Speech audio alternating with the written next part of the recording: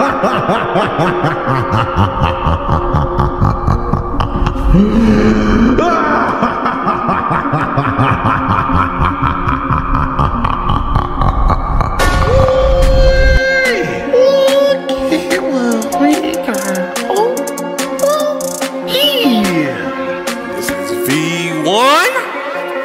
listening to Rad Rob. Fuck these bitch ass Mars. Fuck these bitch ass Mars. Fuck these bitch ass Mars. Fuck these bitch ass Mars. Fuck these bitch ass Mars. Fuck these bitch ass Mars. Fuck these bitch ass Mars. Fuck these bitch ass Mars. They ain't got no life. Welcome to episode 2 of the Dork Side of the Ring. I'm your host, Rad Rob. Right? The Falls. This is going great already. We're already fucking interrupting each other. That's fantastic. Our chemistry is fucking spot on. You hear the golden pipes of the one and only Hughezy from It's Hughezy Hello and the real talent of Get My Go. What's going on, brother? I know you were looking forward to doing this one.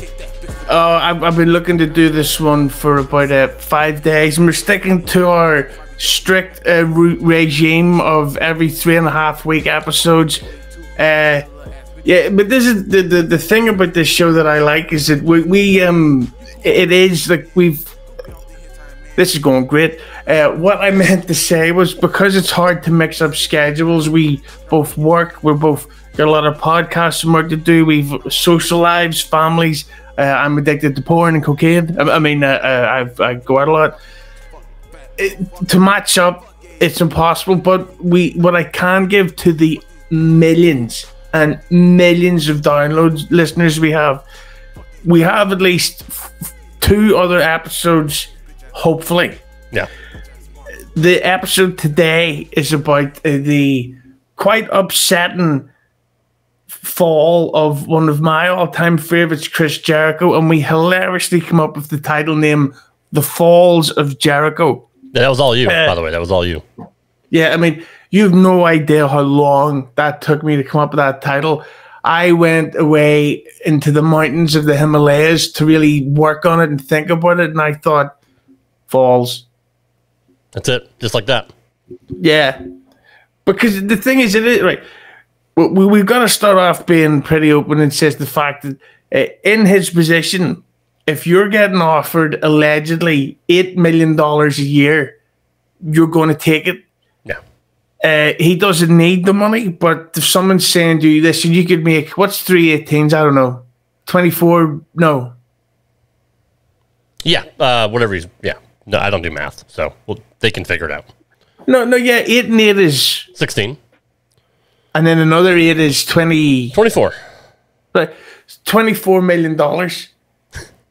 You're going to go, yeah, Tony Khan, I'll take your deal.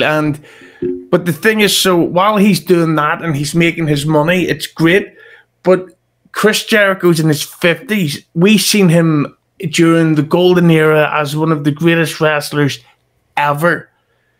To go from what he was to the shit he's doing now, which we'll go more into as we get along, it is sad to see because I'll always be a Jericho mark, but it's embarrassing. Yeah, it is. Now, don't get me wrong. He's still a smart guy. He's a smart businessman. He's a smart guy.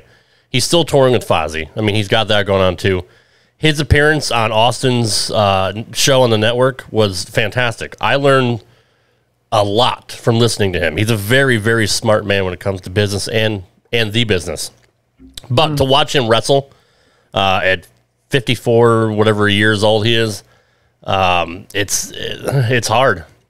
It really is. And, you know, all the guys always want to say, you know, I want to quit when I know it's my time. Like, I don't want to go out there and embarrass myself. Taker said it. Flair has said it. But, I mean, look, they all do it still. Yeah. But it is a lot of money, and you can't blame him for it. But at one point, does the value of the money just not overshadow like the legacy you're leaving just by embarrassing yourself? It's like Michael Jordan coming back to the Wizards and playing like shit. You know, he should have never fucking come back. Yeah, it's like just this past weekend, I'm a big boxing fan. Evander Holyfield in his late 50s came back and he had knocked the fuck out within the first round by a non-boxer, and it's like that's not acceptable. But just as a little follow-up to the previous episode, which was, of course, about CM Punk, We try to be fair while we're burying people. I honestly did not watch. I have so little interest in CM Punk and AEW stuff. I didn't watch it, and I still haven't seen it. You did, and so what was your review of the match? The match was fantastic. He was in great shape. He moved really, really well. He didn't show any signs of ring rust from being out for 7 years. I mean, it's almost like the two were not even close to each other. But, you know, when Shawn Michaels came back after 5 years in that match with Triple H, like he never skipped a beat. CM Punk, in his own right, did very, very well. And I was never a big Darby Allin fan either. But I thought the match they laid out was great for both guys. He allowed Darby the chance to shine. They put on a really good match, and as we, expected, Punk went over. But I think it did a lot for Darby Allin's career within the bubble. Nobody else fucking knows who he is outside of the AEW niche audience and, the smart marks like you and I. So I'm not going to say a casual fan's going to be like, oh, that's that fucking guy that went against CM. No, nobody knows. Nobody outside the bubble, nobody knows who the fuck Darby Allin is. And for the most part, nobody knows who CM Punk is. They're not big stars like John Cena, who transcended everything. The Rock, Hulk Hogan, Stone Cold. They're never going to be household names outside of wrestling. But I will give the devil his due. I thought it was a great match. And if you do have the chance to go back and watch it, I think you should, because I think you would actually enjoy it. No. Okay, fair. Yeah, but that's a good debate.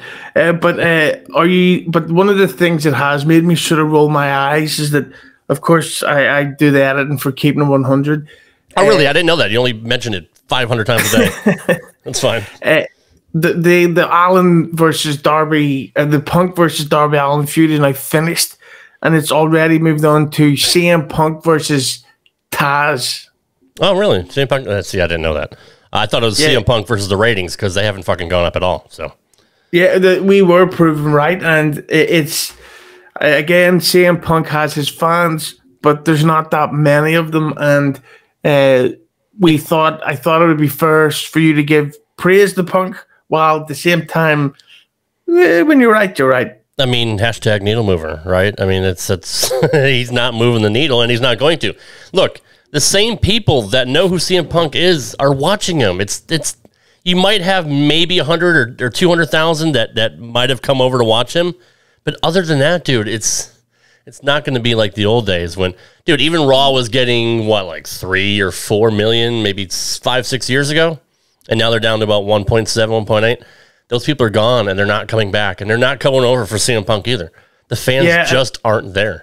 And I mean, over the last 2 months on SmackDown, you've had John Cena and Brock Lesnar come back in really, really good angles, storylines. Agreed. And the numbers have shown they've gone back over 2 million. So I will give them credit for that.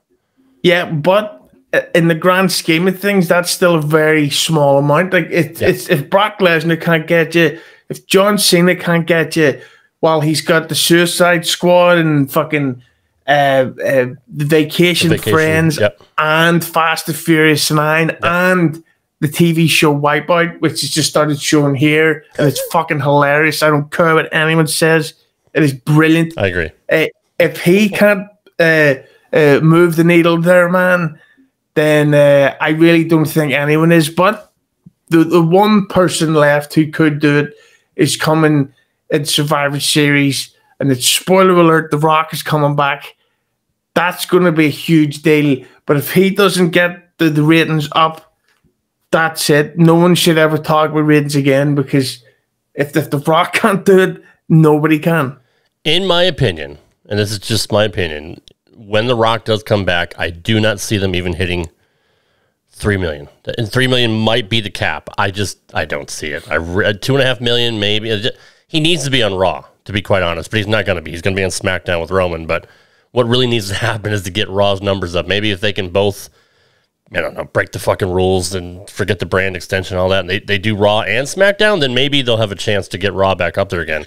But his debut on Fox did what, 3.5, maybe, I think, when The Rock first came for the first episode on Fox. But other than that, no, I don't see even Rock making a difference, bro. The fans aren't there, man.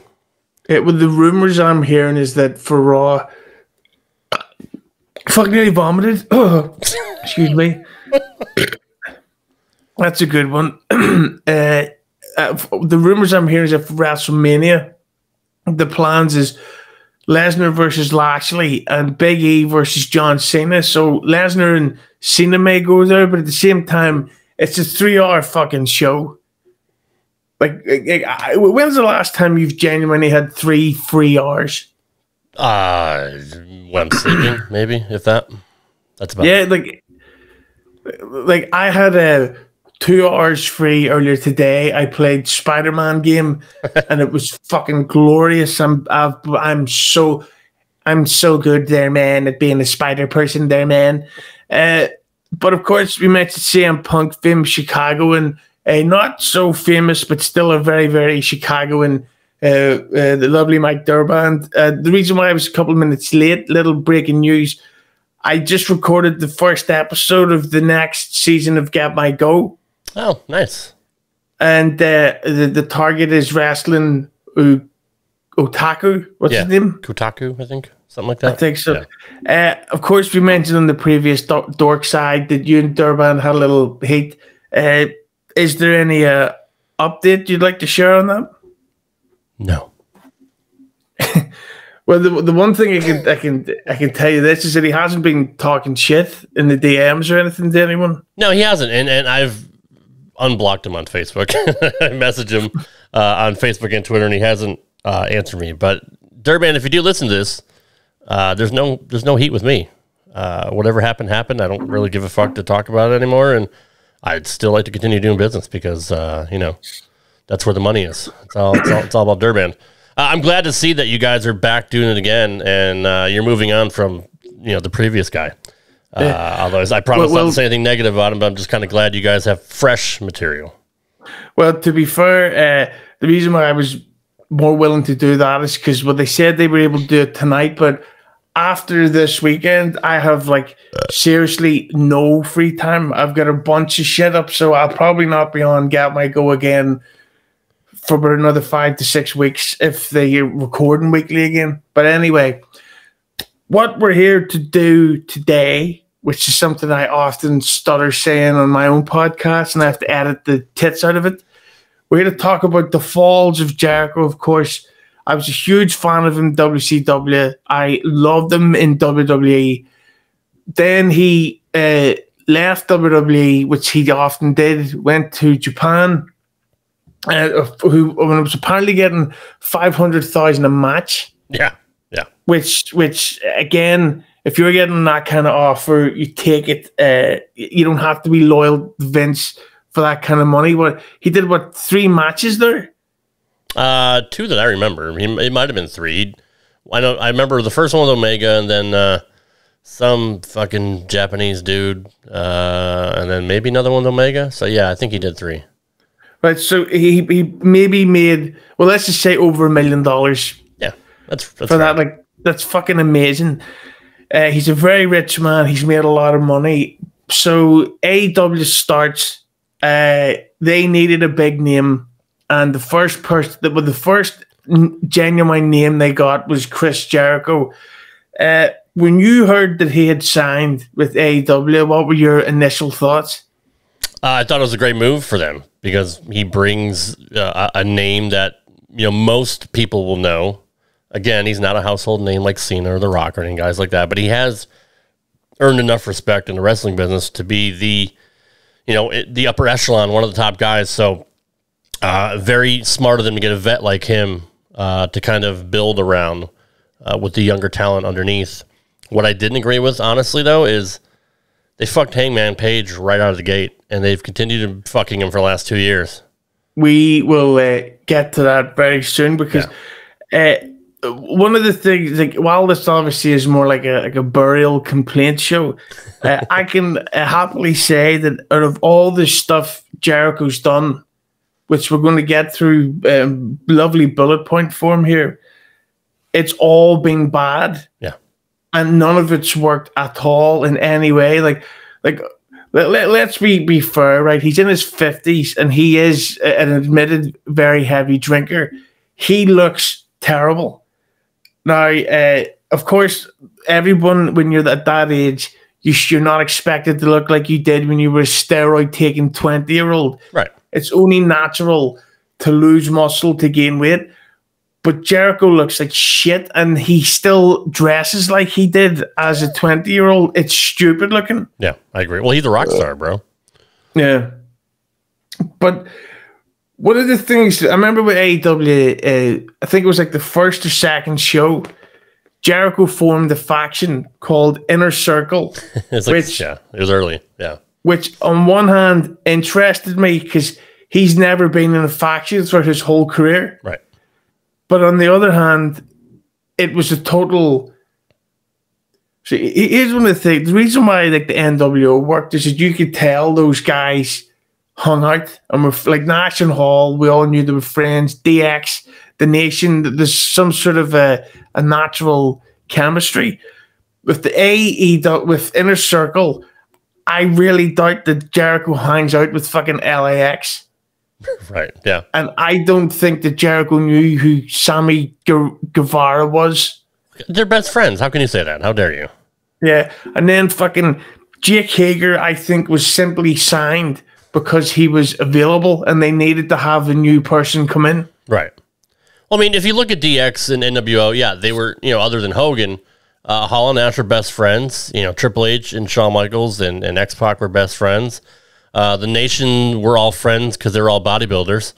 So, yeah, I mean, at least they had the same kind of connection there. But these guys are just, it's almost like, who the fuck can we just close our eyes and reach names in the fucking hat and who are we going to put together? Maybe it's because they wanted Jericho to get them over. They have a lot of stock in Sammy Guevara. LAX, I still don't get it. Like, they're the worst version of LAX. They're like the Puerto Rican version of LAX. I don't even understand the one dude that fucking does the cat thing, got the fucking fro, and I don't understand. I don't even think they're a good tag team. But obviously they saw something in them. Jake Hager, dude, was never a star even in WWE. Like, he got over with the We the People stuff, but before that, the All-American American shit was just... Yeah. Nah. I mean, he's fucking world champion and nobody gave a shit, Jinder Mahal was a better world champion than that guy.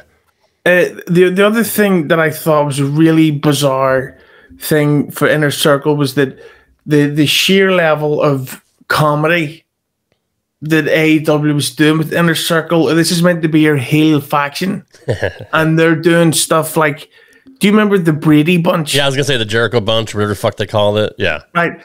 See, well, first of all, that's Jericho showing his age. Yeah, a Brady Bunch party in 2020. Like, it's just why you don't let 50-year-olds go, I've got a great idea for us, guy. Just like no, that's like, if you were going to do a sitcom party of modern, you do the Big Bang Theory. Right. You do something else that's currently popular, which is how the fuck when I know. 20-year-olds are gonna be like, what the fuck is this? Like, I don't get it.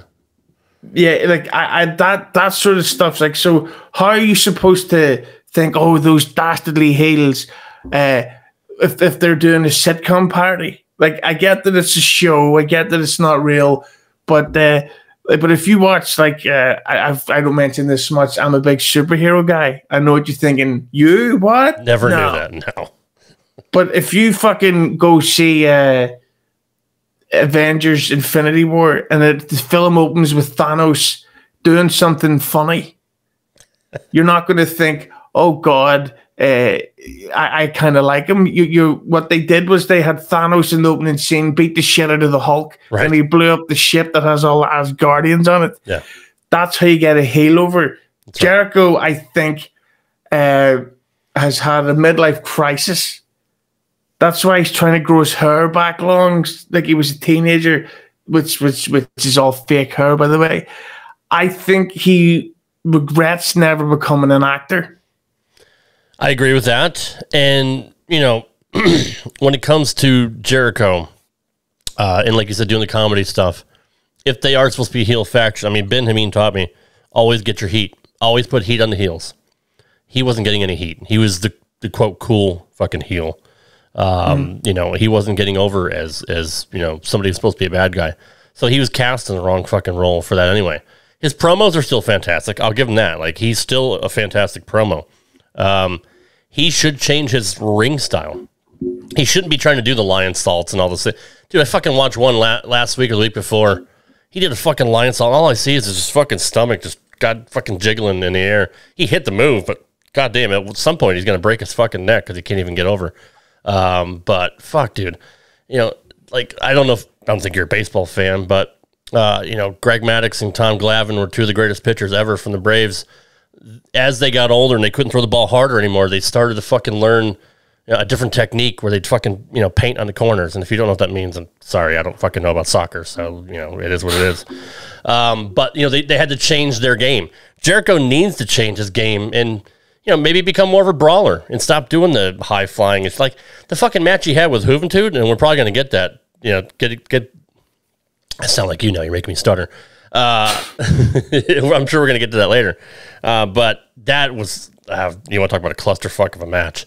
But out of the gate, you were not a fan of Les Champions. You didn't like a little bit of the bubbly. Like, you don't think anything he did was entertaining? Honestly, nothing. I just think it was kind of like, do you ever get when you love a band and then the band goes into their next decade and they change? It was like Guns N' Roses.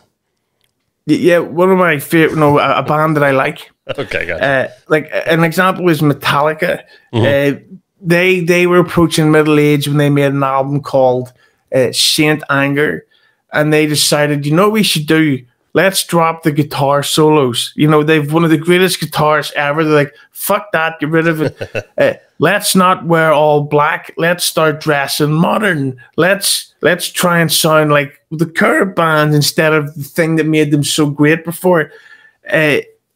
That's what I think is the problem, is that they had Jericho trying to do the modern stuff, and the modern stuff is shit. It's like, also, I love James Bond. If you see the Pierce Brosnan films, when they did the theme songs, instead of it being the dun dun dun dun dun the classic, they were like, okay, let's do a hip hop version, let's do a dance music version, and you go, what the fuck are you doing? Just do the original theme. It works perfectly. If it ain't broke, don't fix it.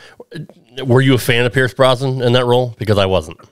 Least favorite Bond. Thank you very much. Want to know interesting trivia about how small Ireland actually is? Sure.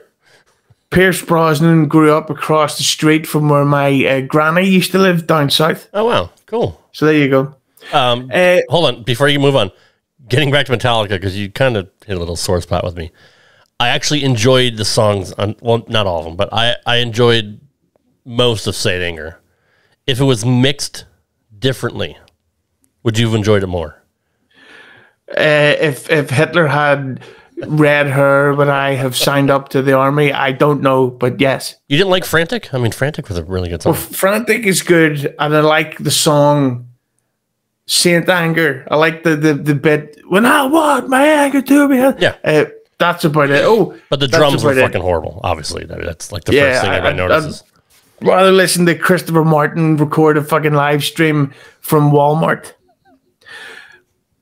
Getting back to the topic of the show, and you mentioned it a bit earlier, the first AEW pay-per-view, it was Jericho versus Hangman Page, I think, wasn't it? Correct. For the AEW title? First title match, yeah.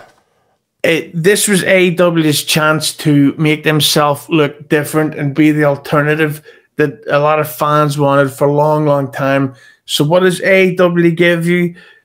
They give you a 50-year-old out-of-shape guy, famous from the WWE, as their first world champion. That, to me, was one of AEW's immediate mistakes. It's like right, instantly, we're all ready, what you've seen before, and in the worst version that they've been ever. What was your take on that? I can't agree more. Like I said, a few minutes ago, Hangman Page should have been that guy for Jericho to put him over and give him the rub and tell the world that this guy is legit. All the hype that he had coming out of Japan, like, this guy is the real deal. He's going to lead our new brand, our different brand, the fun brand, the one brand, not a feed, but a brand, to the next level, and let the world know that AEW is here, and we're going to be an alternative to WWE. And like you said, Same mistake TNA made. Same mistake WCW made now with Tony Khan buying all these ex-WWE guys. Putting Jericho over, I mean, I kind of get it because he does bring the name. But as you said, it's just the same shit, different rapper. Yeah, it's like I mentioned the Kiss reunion last week, or last episode. But it's the same thing. It's like, yeah, that's great that Kiss is coming back with the original lineup. But that doesn't mean that they're traveling backwards in time. It just means everything's older. And now it's going to be compared. And Jericho being the top guy straight away, to then move into a feud with Dean Ambrose, which we've seen before in WWE. It's like, this is not good. And then Jericho, throughout that run, you mentioned the little bit of bubbly, late champion, the jacuzzi video stuff. He became obsessed with trying to be funny. Yeah. And it's like, I thought it was, but here's the problem with that. I love Quentin Tarantino films because they're not comedies. They're like dramas or thrillers that have very funny lines in it. Right. But if you go see a Melissa McCarthy film, that sexy piece, they're awful because she's trying so hard to make you laugh. Yes, thank you. And when it's like, if you're in the car and you're going to pull the seatbelt, if you yank on it like that, if you force it, it's not going to work. But if you just gradually let it happen, it works smoothly. And that is why Chris Jericho is not fucking funny. And now you brought up the Melissa McCarthy, and you're always going to get me off on a side tangent. You ever see the movie with her with the Heat, with her and Sandra Bullock? Yeah. Sandra Bullock was fucking hilarious in that movie because she played the straight role, but she fucking did things with great timing and that kind of dry wit, that dry, sarcastic sense of humor. Whereas Melissa McCarthy's doing all the fucking physical comedy and all the over-the-top bullshit. So I agree with you there. Jericho needed to... It's almost... I mean, people give him credit. Oh, he's always reinventing himself. That's what Jericho's always great about, is reinventing himself. And I will give him credit for that. He always kind of comes up with a different version of himself. But the late champion stuff, and maybe it was on purpose. I don't know. Maybe he was just doing it as a fucking rib. It's like he was a parody of himself, like a parody of an overweight fucking rock star. And it's seriously, like, it's almost like he was ribbing himself. Yeah. Anyway. But no, the stuff like the little bit of bubbly thing, it's like, and then you get all the dumb AEW fans going, "Oh, it's so funny. I ordered champagne. I did this." And it's like, how about you stop buying the merchandise, and how about you fucking create new fans? Well, actually, yeah, buy the merchandise, but that whole thing for him and he was champion for a long time. He was, yeah. To do all that, to then drop it to Ambrose. Another WWE guy, yeah. Yeah, I just think that's why I never get into AEW, because it's like, I've seen this and I don't like Ambrose, so I'm not watching this shit. But then there was a feud that came that is just ridiculous, and of course we missed the Stadium Stampede, which I think I remember somebody sending an email about that in the Keeping 100, which is the show I work for.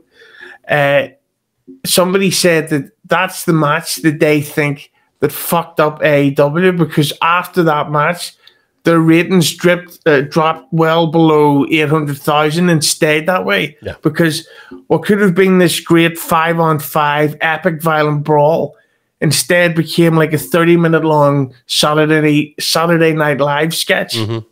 R.I.P. Norm Macdonald. Yes, absolutely. It's almost like the fucking Money in the Bank match that WWE did during the pandemic at Titan Towers. It was just like one big fucking comedy thing, right? That's kind of like the same lines that the Stadium Stampede was on. So I don't know if there was people on the inside. There's moles in AEW and WWE feeding information back and forth. Hey, here's what we're doing. Okay, well, here's what we're doing. They kind of try to counter-program each other. But the stuff with Matt Hardy was fucking horrible. And then that match was just, goddamn, like, the only funny thing I thought was like the golf cart shit. It was like chasing Sammy Guevara or whatever like that. I kind of popped for that. But yeah, that was it. You're going to get to the MJF stuff here soon, which was even worse. Well, before we got to MJF, and to show that Chris Jericho learned his lesson from all the negative reaction to the comedy stuff and the fallen ratings, he then went into a 4-month-long storyline with Orange Cassidy. I forgot about that, yes. Which, and I remember they spoke about this on Cable 100. I had to look it up to actually see it for myself. It started because Chris Jericho attacked Orange Cassidy with oranges. That's right, yeah. We've seen this guy headline WrestleMania with Triple H. We've seen him with that classic feud with Dean Malenko in WCW. We've seen those epic matches with The Rock. You ever hear that guy? A couple times. Oh, even the stuff with Goldberg, even though Goldberg didn't want to do it. I mean, Jericho was getting over on Goldberg without him even showing up. Right, so Jericho had these legendary classic feuds, and it's there. The only thing he could come up with was he attacks a guy called Orange with oranges. Can I tell you my honest opinion?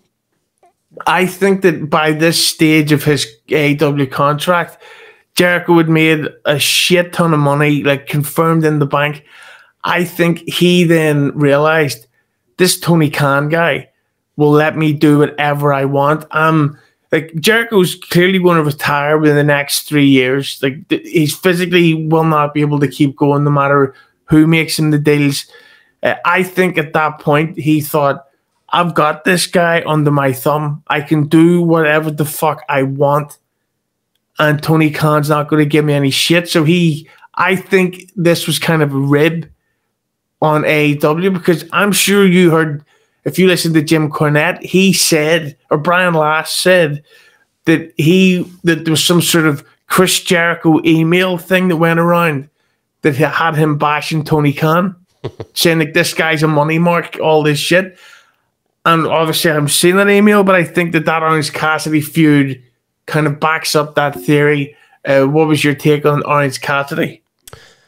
I can see where Tony Khan would be like, yeah, I fucking love Orange Cassidy, because obviously Tony's a fucking, wrestling fan. He's an indie mark. He brings all these fucking indie wrestlers in, and not even the best of the indies either. But they, he had a chance to get this guy over. He likes Orange's gimmick, and I agree with the rib thing. I think Jericho's just doing it to see how far he can push it and how far he can get away with, which we'll get to in the next feud as well. It's kind of along the same lines, like, how can I get more ridiculous than I did before? So then they have this fucking mimosa fucking match, or whatever goddamn it was, where he got dumped into a big fucking vat of mimosas and orange juice and champagne or whatever the fuck it was. Yeah, the winner of the match had to dump the loser in the giant fake drink. And here's the other thing. So we've seen Jericho in these Hell in a Cells and wrestling The Rock, Triple H, and one of the best Monday Night Raw matches ever. Stone Cold Steve Austin, Undertaker, Kane, Kurt Angle, Rob Van Dam. Chris Jericho literally sold being knocked out from a drink. Yeah. Especially when we know how much he drinks on a normal basis anyway. Like, yeah, he probably, if that was real, he would have wanted to do a fucking diving headbutt into it. Exactly. But this is the thing that I don't get, though, is that Jericho has these feuds and these storylines that doesn't then elevate the guy. Like Orange Cassidy, can I give you my my review of Orange Cassidy is that he's like the Austin Powers of wrestling, and that you see Austin Powers 1 and you go, that is really funny. Mm-hmm. Like, it's so new, unique, and different. Austin Powers is brilliant. Then you see Austin Powers 2, and you go, right, okay, it's still funny, but he's basically doing exactly the same thing. So it's funny, but I've seen this. And then you see Austin Powers 3, and you go, right, it's not funny anymore. And it's actually anti-funny, and it's so unfunny to the point that I don't even like Austin Powers 1 anymore. Yeah. That's my theory of Orange Cassidy. I just don't get this. And the fact that Jericho would spend all that time in the storyline with him instead of someone like Adam Page or fucking Brian Cage or Nicolas Cage or Page from WWE or a piece of paper Page. You know what I'm saying? Yeah. Bob Seger's song "Turn the Page," which was also covered by Metallica, turning it all around again. See what I did there? Slam poetry. Oh, I forgot what I'm saying. No, but yeah, but with the Orange Cassidy stuff, I can understand doing a 3-month-long storyline to push somebody up the card. But after that feud, Cassidy did nothing. So it's like, then why did it happen?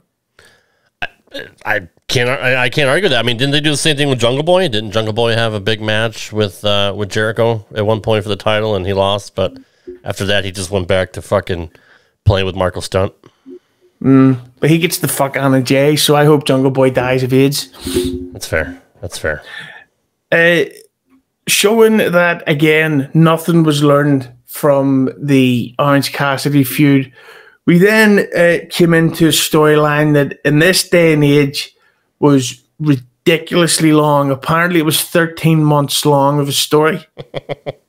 And we're talking about Chris Jericho versus MJF.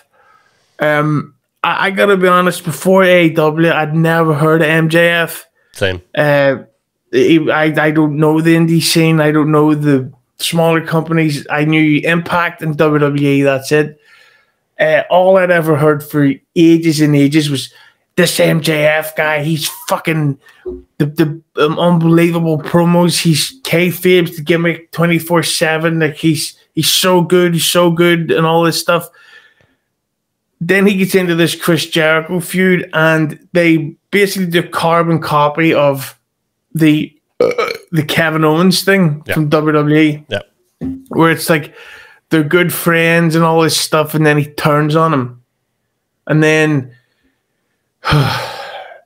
to show his creative brilliance, the Booker of the Year, Tony Khan, the most successful football team owner in the world as well, and basically runs the English Premier League. He's so good. Next thing you know, he's going to open up a parenting class for Chris Benoit. Tony Khan had this great idea of, what about if MJF joins Inner Circle, which would be something like the 11th faction in AEW at the time, to then leave to form his own faction, which for no reason at all, again, just randomly had 4 or 5 guys join him. No build-up, no logical chemistry reason together. They just formed because. And they did this. Another reason of showing fucking Jericho's age was they did a hangover party. Yeah. Right? With fucking Conan in it, which was, by the way, I'm going to say, I think that's where he possibly caught COVID. That's a good point. Yeah. Because it was, Las Vegas was not a fucking healthy place to be. Right. Conan's there doing a fucking hangover party video, which somehow is to get heels over his heels.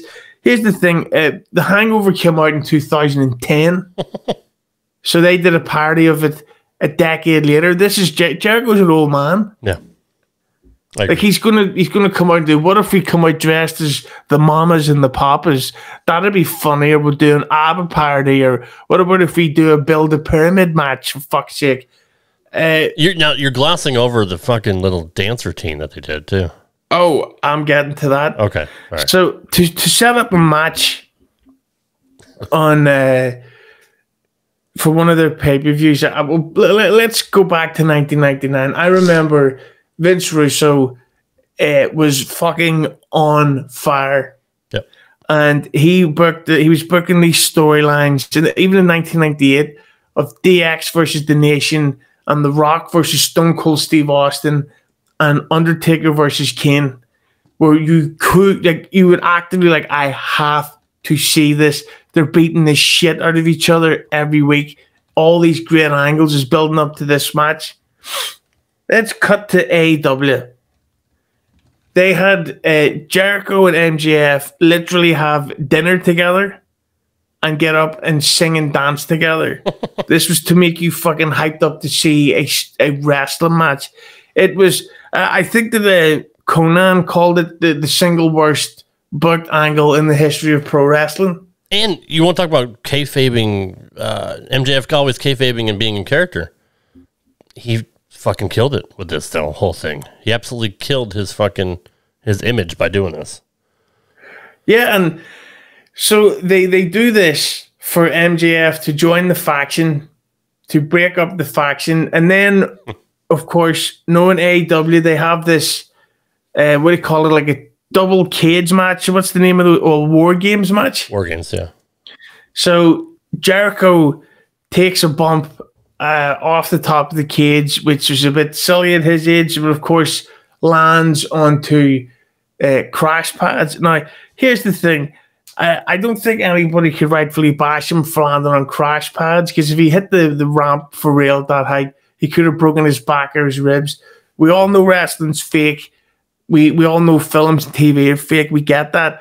But AEW is so badly produced that they literally cut to the camera of the other side that showed actual pillows. Yeah, and the crash pads actually looked like the ramp. Like they had the ramp like painted on it, like a silhouette. Yeah. And here's the other thing that's so dumb. Jericho in real life gets so butthurt over that the reaction to that stupid bump he pretended to have a shoulder injury for about a month afterwards, despite the fact that he was seen in public not wearing it, but he would always wear it at the shows. He was arguing with Shotzi Blackheart online because she pointed out that it was fucking stupid.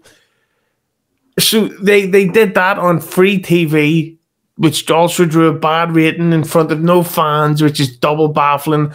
Why would you give away a match like that on free TV? To set up a comedy match, another stadium stampede match, which is what people fucking hated in the first place.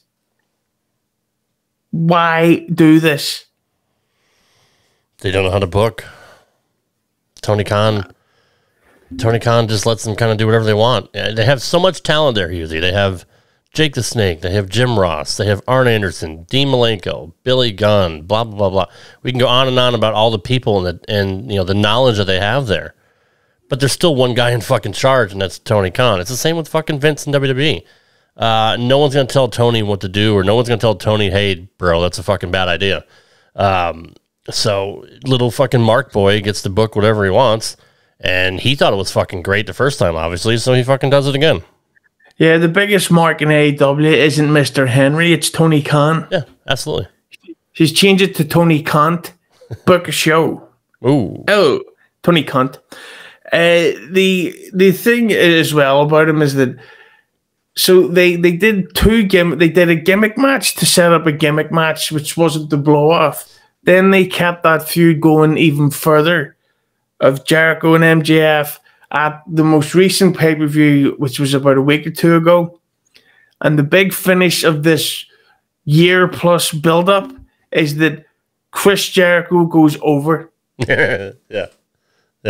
They could have had MJF win.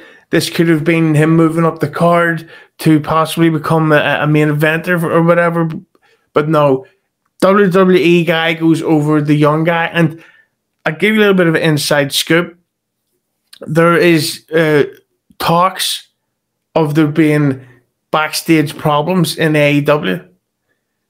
Brian Cage has publicly complained about his booking. Yeah. Apparently the FTR don't like it there. MJF, his contract's coming up soon. I think WWE would likely try to sign him. I don't see why he would want to stay in AEW unless he gets a lot of money. But what would WWE turn him into? Would they give him a different name and make him just a fucking comedy act? I mean, you can't trust their booking either of him. But I say that, but imagine if you put someone like Paul Heyman with MJF. Right. Well, I mean, they could. I know you're going with that, but MJF is such a great talker. He doesn't need to have a mouthpiece like Heyman. Heyman could produce him. I wouldn't necessarily put him on screen with Paul given the fact that MJF, can be a great talker and do great promos. But if they were to let him go, he could definitely get over as a heel in this day and age, because there's a lot of people that don't like him. I don't even like his fucking face.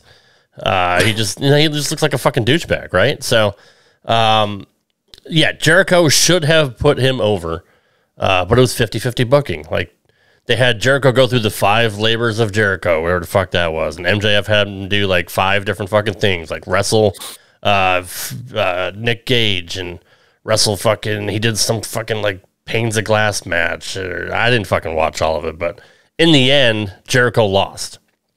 And then they had a rematch, and Jericho said, if you beat me, I'll no longer wrestle in AEW again. So we're thinking, all right, well, this is his way out. This is his way to just fucking go on commentary, because he was supposed to be the commentator on Rampage.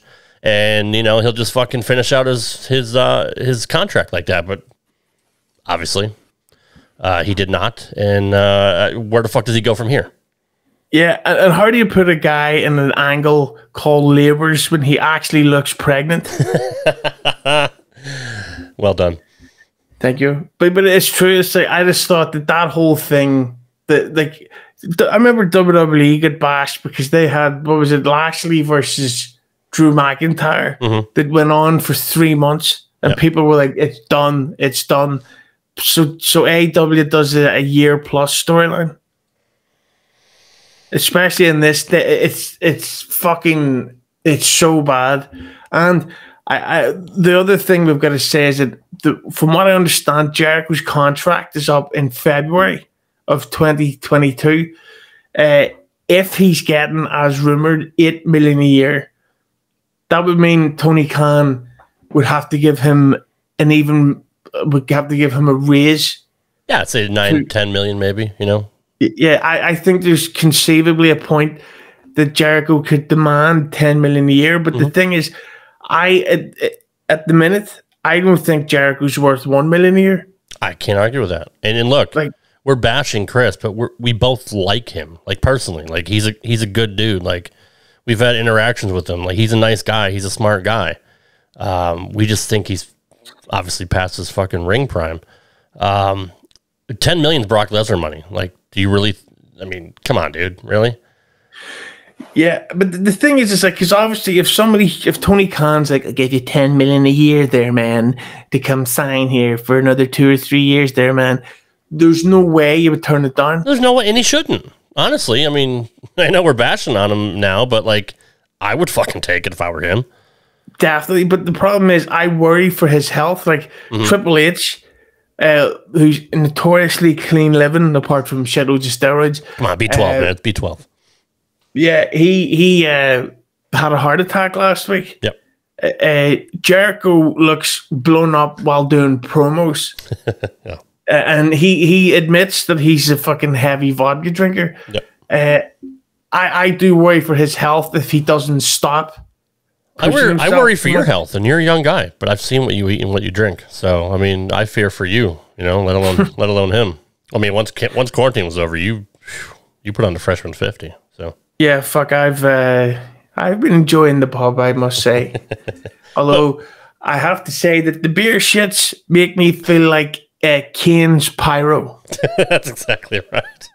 But no, yeah, if Jericho went to a lighter schedule and maybe just became an attraction like a Brock Lesnar, and we see Jericho in spurts every 2 or 3 months, then I can buy that. But if he's going to be on TV every fucking week, I do not want to see him I feel bad. I really do. I feel bad for him. I don't want to see him on TV for 3 more years. I just don't. There's no reason for him to be. He should be at the point where he's putting people over. I really think the fucking loss to Fandango at WrestleMania really fucked with his head and really pissed him off that he wanted to leave WWE so badly that he would do whatever it took to try to rebuild his name. And I think that's been his whole thing here in AEW, was to, stick it to WWE and avenge that match, to Fandango when it should have been him and Kevin Owens. Yeah, that was a year later or something, wasn't it? I don't fucking know. It doesn't matter. Semantics. Yeah. But the thing as well with Jericho is that, this is one of the main topic I've been very interested to speak to about, is that his personal life, he's quite a controversial guy. Personally, I think he should be able to do what he wants. In pro wrestling, he's Chris Jericho, the wrestler. He's not Chris Irvine. Right. So I don't like the fact that his private life is so well known, but we should also talk about that. During the pandemic, this is before there was like a vaccine and stuff, Jericho and Fozzy played at was it the Sturgis Biker Rally thing? Yeah. And apparently it was a massive spreader. There was like 10,000 COVID infections. Right. He's also a known Trump supporter and stuff like that. But the only criticism I would have here is with the fans, in that unless Chris Jericho's like raping women or beating his wife or he's physically harming people, then he can do what he wants. What do you think? I absolutely agree. What he does in his personal time or whoever he supports. I mean, Canada disowned him for being a Trump supporter, so there's that. He's no longer a dual citizen. Playing at the Sturgis rally. I mean, dude, he got booked to play. Like, if people had a problem with it, then don't go. For people that didn't go and were saying, "Oh, he's a fucking super spreader," what the fuck does it have to do with you? People paid him to fucking play a show. So yeah, I mean, I think wrestling fans put too much attention on the wrestlers and kind of put them up on a pedestal, and it's not everybody, but it's the fucking majority. I mean, that's really the reason why we're doing this fucking show, is because of guys like this. It's still real to me, damn it. So, Jericho the wrestler should be separated from Chris Irvine the human. But yeah, it doesn't happen in this day and age. But the other thing is about the Trump thing is that the fans need to see it from his perspective, and that if you're really rich and if you're at a time when you're making $8 million a year from just alone from wrestling, fuck knows what he's making from like bonus pay and his podcast and the concerts and stuff. Why wouldn't he be a Trump guy? Why would he think, no, I should vote for the guy that's going to take more of that money away from me? Right. I mean, statistically, the Democrats tax the rich more than anybody else. And a lot of people came out and said that. I think even Jay-Z did at one point, and he fucking recanted it at some point. But fuck Jay-Z. Yeah. But yeah, I mean, I don't blame Jericho as well. Is he conservative? I don't fucking know. But I mean, he's going to support a guy that's going to help him keep his hard-earned money. And look, I'm not saying Jericho doesn't work hard. He has worked hard for what he's gotten. But again, he still looks like a fat piece of shit.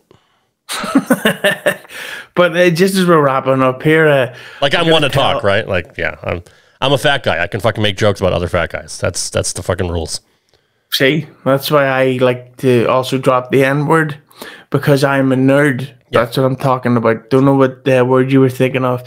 But I have to tell a quick Chris Jericho story that this happened a couple of years ago in Belfast, where I was walking up the street to go get my bus home after work, and there was this big, sort of thick guy in a leather jacket outside this chicken restaurant we have here called Nando's. Yeah, that was me. And it was good to see him. Yeah, and I was sort of looking at this guy going, I know his face, and he sort of caught me staring at him, and he looked at me and goes, "Hey, what's up?" like that, and I'm like, "It's fucking Chris Jericho." No shit.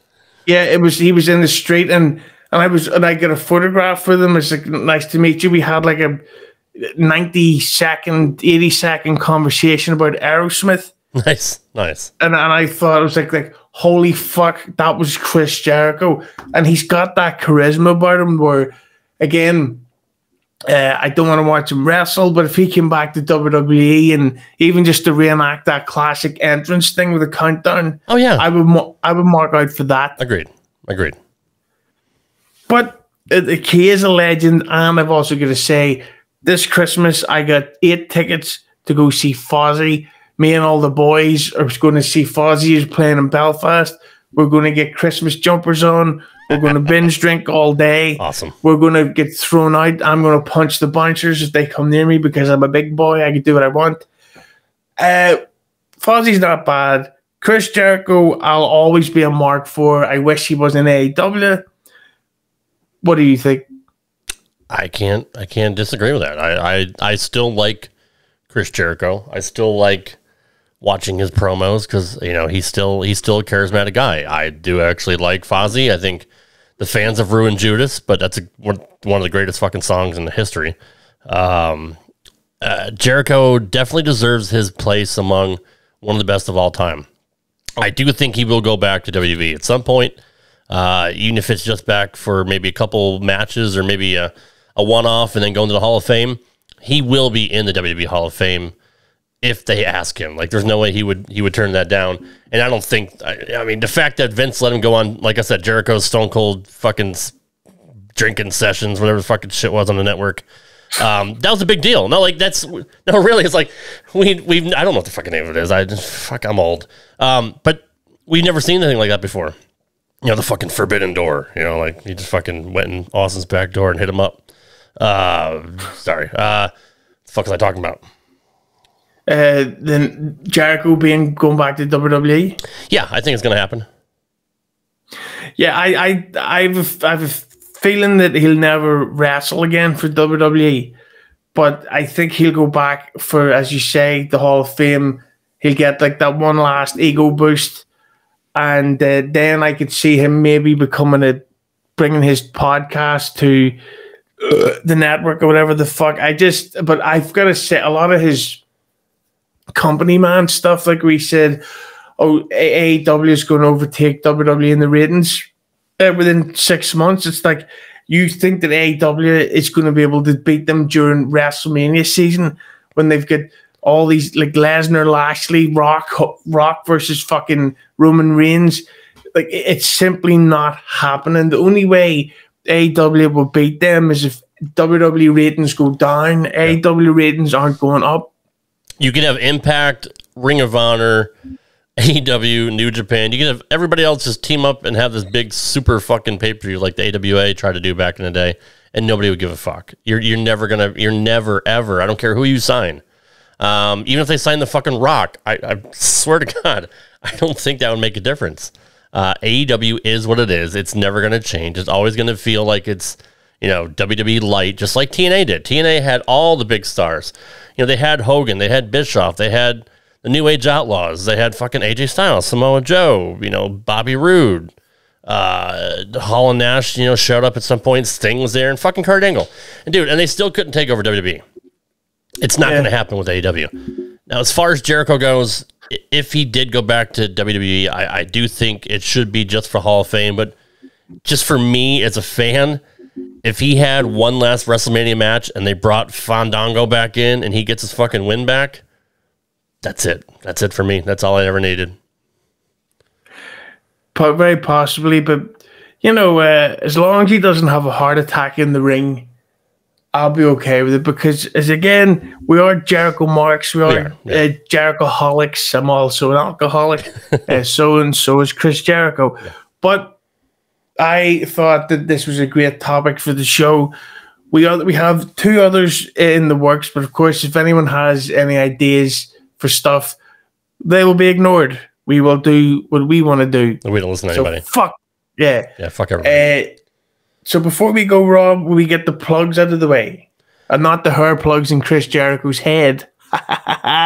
You can find me on RTW Main Event. That's my comedy podcast with the Ocho, one of Hughezy's favorites, and likewise, Ocho's a big fan of Hughezy. That's our comedy podcast we do every Thursday. That drops on Spreaker, Spotify, Apple, anywhere podcasts are found. RTW Rewind, I do sporadically. That's my retro podcast. I'm kind of busy with other projects. I got a bowling podcast, dude. Are you big into bowling? Is bowling a big deal over in Ireland? I love the finger holes. That's fair. Johnny Petraglia Jr., son of PBA Hall of Famer Johnny Petraglia Sr. Imagine that. And Ocho and I do a bowling podcast that drops every Friday. We also have Uncanceled with Drake Wirtz, which I know you're a big fan of. You're looking to get him on your show. He was fired for what he says being white, to be quite honest. He was fired for his beliefs and and being white and being against the woke cancel culture that WWE is right now. We have a podcast that drops every Friday for free with ads, or you can get the video version early and ad-free on patreon.com/uncanceledpodcast. We also have bonus content for the upper tiers, stories from NXT, which Drake had to run as a referee for 7 years, and he will tell stories that nobody else have the balls to say. That's part of our Patreon content. We do watch-alongs of the matches that his death matches. We just did a watch-along of Triple H and Stephanie against Ronda Rousey and Kurt Angle. He was the referee for that match. Triple H asked him to ref that match. So he gave us insights of what went into putting that match together and what was going on during the match, what was in his earpiece and all that. So really, really good inside stories that you're not going to hear from anybody else. Patreon.com/uncanceledpodcast. And that's about it. I appreciate you having me on for another edition of DSOR. And my plugs are It's Hughezy Hello podcast, the biggest podcast in the world with It's Hughezy Hello in the title. I can confirm that. The video version of the video highlights from all interviews will be on Hughezy Entertainment on YouTube at 10.7 thousand subscribers. Thank you very much. View count isn't mind-blowing, but whatever. It's anything that passes 1,000 views is okay with me. Also, if you're a pro wrestling fan, go to Keeping It 100 Official. That's what I've been told by many people is the best YouTube channel for wrestling stuff in the world. It's full of controversial clickbait, but it's hosted by actual experts, not two marks like us. It's Conan Disco Inferno arguing, swearing, telling stories about behind the scenes WCW controversies and fights. It's great. Go there, click, leave comments, talk trash. Try not to swear because YouTube deletes them. But just get there and interact and make us money. And again, Get My Go, right? Do you want to plug that? Yeah, sorry. Get My Go is coming back soonish. Of course, subscribe to Get My Go on YouTube. And again, spam the comment section just because that's how view counts grow. Which we've all done with that show. Are you going to miss picking on Wing-a-Ling? Or I mean, I know you were kind of over that for a while, but taking a few months off, have you kind of missed it a little bit? Well, to be honest, with Wangling, no. I just I would happily never do one about Wangling again unless something huge happens. Huge and monumental. Huge and monumental there, man, happens. Like, I think he's a tapped keg, as they say in the bar. But I think that this new guy wrestling Gato, he's just a piece of shit. Like and it's not just that he's a mark, but he actually seems like a horrible person. Yes, he does. So I accused him of being a pedophile and stuff like that, and sucking kids' dicks and things. You know, it's a nice crispy one. I really don't see it being a regular recording thing again because it was only available before because there was a lockdown. There isn't one now. Now you actually have something important to do, which is this show and everything else that you do. We'll be back. I don't know when, maybe a week, maybe 2 weeks, maybe a month. But we will have another episode coming up here soon. Sorry, one last plug I forgot to give. Big thank you to the brilliant J Rants. Yes. For allowing us to use this song. Thank you very much, and I forgot to do that at the start. Yeah, that's because you're a cunt.